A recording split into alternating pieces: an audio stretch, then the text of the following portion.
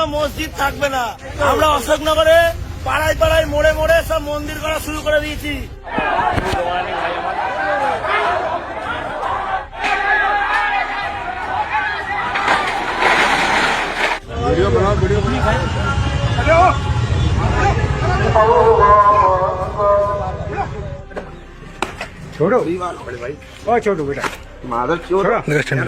শুরুতে যে ভিডিওগুলো আপনারা দেখলেন সেগুলো আসলে একটি বিশাল ভয়াবহ চিত্রের সামান্য একটি অংশ মাত্র।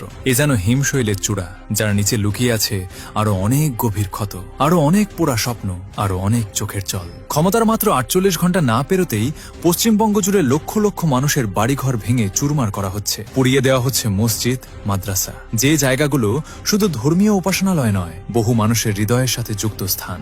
রাস্তায় ফেলে মারধর করা হচ্ছে বৃদ্ধ মুসলিম নারী ও পুরুষদের, যাদের বয়স হয়েছে, যারা আর লড়ার শক্তি রাখেন না, তাদেরও রেহাই নেই। এমনকি কয়েক বছরের একটি নিষ্পাপ শিশুকেও ছাড় দেওয়া হয়নি। একটি শিশু যে পৃথিবীর রাজনীতি বোঝে না, যে জানে না ক্ষমতা কি, নির্বাচন কি, সেও হামলার শিকার হয়েছে শুধুমাত্র তার পরিচয়ের কারণে। জোরপূর্বক ঘরে ঢুকে মুসলিম মেয়েদের ওপর ধর্ষণের মতো নিকৃষ্টতম অপরাধ সংঘটিত হচ্ছে বলে ভয়াবহ অভিযোগ উঠে আসছে। দোকান, শপিং মল, বাসাবাড়ি, যেখানে যা পাওয়া যাচ্ছে সব লুটে নেওয়া হচ্ছে প্রকাশ্যে, দিনের আলোয়, সবার চোখের সামনে। আর এই গোটা তাণ্ডবের মাস্টারমাইন্ড হিসেবে যার নাম উঠে আসছে, তিনি হলেন সদ্য বিজয়ী বিজেপি নেতা শুভেন্দু অধিকারী। আজকের এই প্রতিবেদনে আমরা যথাযথ প্রমাণ ও ভিডিও সহ পুরো বিষয়টি আপনাদের সামনে তুলে ধরব। ভিডিওটি শেষ পর্যন্ত দেখুন, কারণ প্রতিটি তথ্য, প্রতিটি দৃশ্য আপনাকে ভেতর থেকে নাড়িয়ে দেবে। চলুন শুরু করা যাক। ভারত স্বাধীন হয়েছে আজ ৭৭ বছর হলো। এই দীর্ঘ ৭৭ বছরে অনেক কিছু বদলেছে এই উপমহাদেশে, কিন্তু একটি বিষয় বদলায়নি। প্রধানমন্ত্রী নরেন্দ্র মোদীর দল বিজেপি একটিবারের জন্য পশ্চিমবঙ্গে নিজস্ব সরকার গঠন করতে পারেনি। দিল্লির করিডোরে বসে বছরের পর বছর, দিনের পর দিন তারা যে স্বপ্ন লালন করে এসেছে, সেই দীর্ঘ প্রতীক্ষার অবসান হয়েছে এই ২০২৬ সালের পশ্চিমবঙ্গ বিধানসভা নির্বাচনে। বিপুল আসন নিয়ে জয়ী হয়েছে বিজেপি, আর পরাজিত হয়েছেন তিনি, যিনি এত বছর ধরে পশ্চিমবঙ্গকে বুকে আগলে রেখেছিলেন, যিনি এই মাটির মানুষদের অধিকারের কথা বলেছেন প্রতিটি মুহূর্তে, যাকে কোটি কোটি মানুষ ভালোবেসে দিদি বলে ডাকতেন। তুমি হলে মমতা ব্যানার্জি। তার দল তৃণমূল কংগ্রেস এই নির্বাচনে পরাজিত হয়েছে, আর এই পরাজয়ের সাথে সাথে যেন পশ্চিমবঙ্গের একটি বড় অংশের মানুষের মাথার উপর থেকে নিরাপত্তার ছাদটাও সরে গেছে। এত বছরের যে সুরক্ষা, যে আশ্রয়, তা যেন রাতারাতি উবে গেছে। এত বছর পর বিজেপির ক্ষমতায় আসাটা হয়তো অনেকের কাছে স্বাভাবিক গণতান্ত্রিক পরিবর্তন হিসেবে দেখা যেত। ভোটের মাধ্যমে ক্ষমতার পরিবর্তন, এটাই তো গণতন্ত্রের মূল কথা। কিন্তু সমস্যা সেখানে নয়। সমস্যা হলো ক্ষমতায় আসার মাত্র কয়েক ঘন্টার মধ্যে তারা যে কর্মকাণ্ড শুরু করেছে, তা কোনো সভ্য দেশের আইনে, কোনো গণতান্ত্রিক কাঠামোয়, কোনো সংবিধানের পাতায় গ্রহণযোগ্য নয়। ক্ষমতায় থাকলেই যে কাউকে চড়থাপ্পড় মারা যায় না, কারো বাড়িঘর ভেঙে গুড়িয়ে দেওয়া যায় না, সংখ্যালঘুদের ওপর নির্যাতন চালানো যায় না, দোকানবাজার জ্বালিয়ে দেওয়া যায় না, এই মৌলিক সত্যটা যেন তারা ভুলেই গেছে। বরং মনে হচ্ছে এই ধ্বংস ও সহিংসতার যে আয়োজন, এটা অনেকটা পরিকল্পিত। মনে হচ্ছে তারা এই প্রতিহিংসার অধিকার আদায় করতেই নির্বাচনে নেমেছিল। ভোটের মাঠে জয়ী হওয়াটা তাদের কাছে শুধু ক্ষমতার চাবিকাঠি নয়, পুরনো হিসাব চুকানোর সুযোগও বটে। শুধু মুসলিমদের উপরে এই নির্যাতন হচ্ছে, বিষয়টা কিন্তু সম্পূর্ণ তা নয়। যারা মমতা ব্যানার্জির দল তৃণমূল কংগ্রেসকে সমর্থন করেছেন, তারা হিন্দু হন, বৌদ্ধ হন, খ্রিস্টান হন, মুসলিম হন, সকলেই এই হামলার শিকার হচ্ছেন। অর্থাৎ এটা কেবল ধর্মীয় বিদ্বেষের খেলা নয়, এটা একই সাথে সরাসরি রাজনৈতিক প্রতিশোধ। যারা বিজেপির বিরুদ্ধে ভোট দিয়েছেন, তাদের প্রত্যেককে টার্গেট করে এই তাণ্ডব চলছে। বাড়ি পুড়িয়ে, সম্পদ লুট করে, মানুষকে মেরে এইভাবে বিজয়ের উদযাপন করছে বিজেপির একটি অংশ। কোনো মসজিদ থাকবে না। তো হ্যালো গাইস, আমরা অশোকনগরে পাড়ায় পাড়ায় মোড়ে মোড়ে সব মন্দির করা শুরু করে দিয়েছি। তোমরা যারা বিজেপির সেনা আছো, সবাই শুরু করে দাও মন্দির করা। কোনো মসজিদ থাকবে না।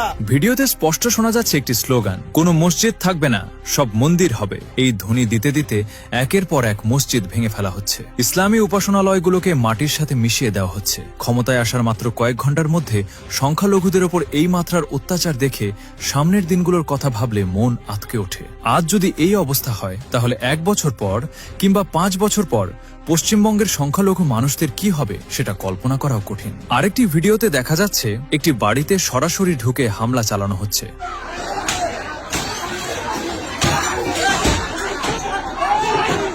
দরজা ভেঙে, জানলা ভেঙে ভেতরে প্রবেশ করছে একদল লোক।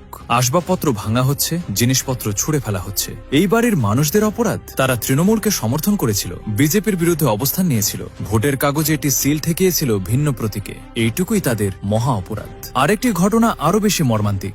একজন মুসলিম মানুষ মারা গেছেন, স্বজনরা তার জানাজার নামাজ আদায় করছিলেন। মৃত্যুর পর ধর্মীয় রীতি পালনের এই অধিকারটুকুও মানুষের থাকে, কিন্তু সেই মুহূর্তে উগ্রপন্থী বিজেপি সমর্থকরা এসে জয় শ্রীরাম স্লোগান দিয়ে জানাজা বন্ধ করে দেয়। শুধু তাই নয়, সেখানে উপস্থিত শোকার্ত মানুষদের ওপরও শারীরিক হামলা করা হয়। একজন মৃত মানুষের শেষকৃত্যেও যখন সহিংসতা ঢুকে পড়ে, তখন বুঝতে হবে মানবতা কতটা গভীরে। আরেকটি ভিডিওতে একজন বৃদ্ধা মহিলা কাঁদতে কাঁদতে বলছেন, কিছু লোক এসে তাদের বাংলাদেশি বলে গালি দিয়ে হামলা করেছে।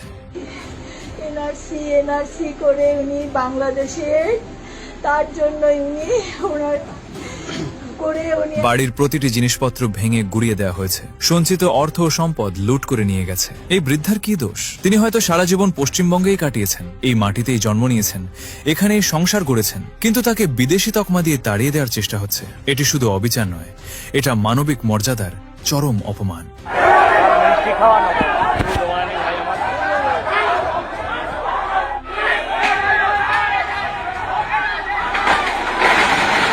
অন্য আরেকটি ভিডিওতে দেখা যাচ্ছে একটি দোকান প্রকাশ্যে ভাঙা হচ্ছে।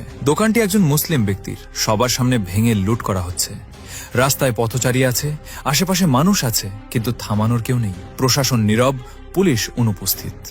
যেন এই মানুষগুলো পথের পশু, যাদের জন্য কোনো আইন প্রযোজ্য নয়, যাদের সম্পদ রক্ষার দায়িত্ব কারো নেই। তাদের অপরাধ একটাই, তারা ভুল দলকে ভোট দিয়েছিল।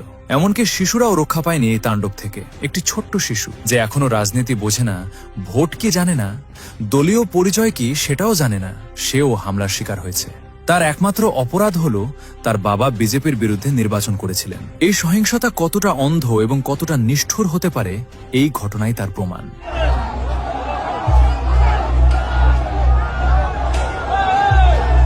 সেই ধর্ষণ করতে গেছে, এই যে অবস্থা। আমি যে পরীক্ষা দিয়েছি এসএসসি, রেজাল্ট দেখা যায় এখন আমি অন্য কিছু করবো, সেই কাগজটা পর্যন্ত রাখা নেই। সব রেজাল্ট থেকে সব ছিঁড়েবারটা শেষ করে দিয়েছি। যমুনা টিভি সহ ভারতের একাধিক স্বনামধন্য নিউজ চ্যানেলের প্রতিবেদনে উঠে এসেছে, ইতিমধ্যেই ভারতের বিভিন্ন স্থানে মাংসের দোকানগুলো গুড়িয়ে দেওয়া হয়েছে। বাঙালির হাজার বছরের পরিচয়, মাছে ভাতে বাঙালি, সেই পরিচয়কেই মুছে ফেলতে চাইছে এই উগ্রপন্থী অংশটি। তারা চায় ভারতে কোনো মাংস হবে না, শুধু হবে নিরামিষ। তারা চাইছে ভারতের রাষ্ট্রীয় ভাষা হবে হিন্দি। বাংলায় কথা বললেই তুমি বাংলাদেশী, আর বাংলাদেশী মানেই তুমি এই মাটিতে থাকতে পারবে না। এই যে পরিকল্পিত সাংস্কৃতিক আগ্রাসন, এটা শুধু মুসলিমের বিরুদ্ধে নয়, এটা বাঙালি সংস্কৃতির বিরুদ্ধেই একটি সুচিন্তিত আক্রমণ। বাংলার ভাষা, খাদ্য, জীবনধারা সবকিছুকেই নিশানা করা হচ্ছে। সোশ্যাল মিডিয়ায় এখন এমন অসংখ্য ভিডিও ছড়িয়ে পড়েছে, এবং এগুলো পুরনো বা বানোয়াট ভিডিও নয়, এগুলো সম্পূর্ণ সাম্প্রতিক, এবং ভারতের বিশ্বাসযোগ্য নিউজ চ্যানেলগুলোই এগুলো প্রচার করেছে। রাস্তায় প্রকাশ্যে অস্ত্র হাতে হাঁটছে বিজেপি সমর্থকরা, যেন আইন বলে কিছু নেই। পোড়ানো হচ্ছে বাড়ি, ভাঙা হচ্ছে ব্যবসা প্রতিষ্ঠান, লুট হচ্ছে সঞ্চিত সম্পদ। এতদিন পশ্চিমবঙ্গে মমতা ব্যানার্জি থাকাকালীন মুসলিম সহ সকল সংখ্যালঘুদের জন্য যেসব ভাতা ও সুবিধার ব্যবস্থা ছিল, সেগুলো ইতিমধ্যেই বন্ধ করে দেওয়া শুরু হয়েছে। দিদি থাকাকালীন পশ্চিমবঙ্গের মসজিদের ইমামরা সরকারি বেতন পেতেন। এটা ছিল একটি মানবিক উদ্যোগ। কোনো সংখ্যালঘু নির্যাতনের ঘটনা ঘটলে মমতা ঝাঁপিয়ে পড়তেন, প্রশাসন নড়ে উঠত। কিন্তু এখন সেই ছাতা আর মাথার উপর নেই, সেই সুরক্ষার দেওয়াল ভেঙে পড়েছে। মানুষ এখন একা, রাষ্ট্রীয় সহিংসতার মুখে একেবারে একা। সামনের দিনগুলোতে পশ্চিমবঙ্গের সংখ্যালঘু মানুষদের কি অবস্থা হবে, সেটা এই মুহূর্তে অনেকটাই কল্পনার বাহিরে। একটু ভেবে দেখুন, একটি নির্বাচনে জয়ী হওয়া মানে কি? এই যে আপনি যা খুশি তা করতে পারবেন। গণতন্ত্রে জয়ের অর্থ হলো দায়িত্ব সবার প্রতি, এমনকি যারা আপনার বিরুদ্ধে ভোট দিয়েছে তাদের প্রতিও। কিন্তু পশ্চিমবঙ্গে আমরা যা দেখছি তা গণতন্ত্রের চেহারা নয়, এটা ক্ষমতার নেশায় মাতাল একটি পক্ষের অন্ধ প্রতিহিংসার চিত্র। ইতিহাস সাক্ষী, এই ধরনের সহিংসতা কখনো দীর্ঘমেয়াদে কোনো দলের বা রাষ্ট্রের মঙ্গল করেনি। আজকের পশ্চিমবঙ্গ যে পথে হাঁটছে, সেই পথ কোথায় গিয়ে শেষ হবে, সেটাই এখন সবচেয়ে বড় প্রশ্ন। এই যে ক্ষমতায় এসেই বিরোধী দলের সমর্থকদের ওপর, সংখ্যালঘুদের ওপর এইভাবে সংগঠিত হামলা চালানো হচ্ছে, বিষয়টি আপনি কিভাবে দেখছেন? গণতন্ত্রের মোড়কে এই প্রতিহিংসা কি মেনে নেওয়া যায়? আপনার মূল্যবান মতামত আমাদের কমেন্ট সেকশনে জানিয়ে দিন। আমাদের পরবর্তী ভিডিও মিস না করতে চাইলে এখনই আমাদের ইউটিউব চ্যানেলটি সাবস্ক্রাইব করুন এবং আমাদের ফেসবুক পেজ ফলো করুন। ধন্যবাদ সবাইকে।